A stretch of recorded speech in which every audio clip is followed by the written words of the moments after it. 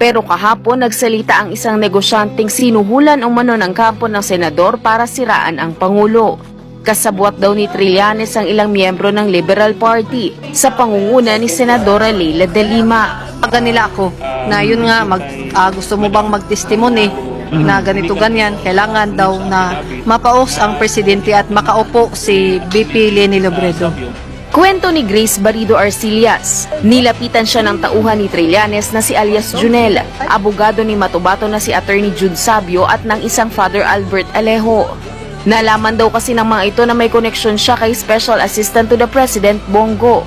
Pero naging supporter siya ng Liberal Party matapos siyang mapahiya ng subukan niyang humingi ng tulong kay Duterte noong 2015. Inalok daw siya ng ₱250,000 para maging witness laban sa Pangulo. Dadagdagan pa raw ito ng ₱250,000 sa oras na makasuhan sa International Court si Digong.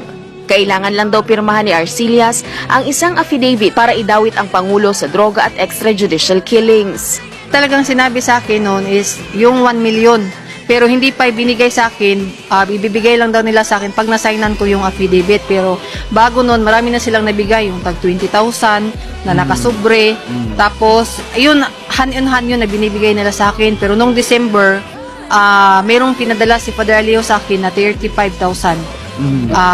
Para daw pang allowance daw. Pumunta raw sa Maynila si Arcillas para pirmahan ang affidavit. Pero biglang nagbago ang kanyang isip.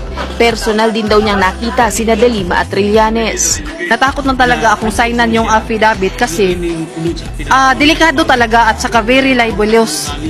Tinanong ko sa kanila bakit nila sinabi na si Pilar Braga at saka si Presidente Duterte may relasyon kasi ang gusto nila para daw meron talagang proof na malapit talaga ako kay Presidente Duterte. Which sabi ko, di naman kasi ganun kalapit.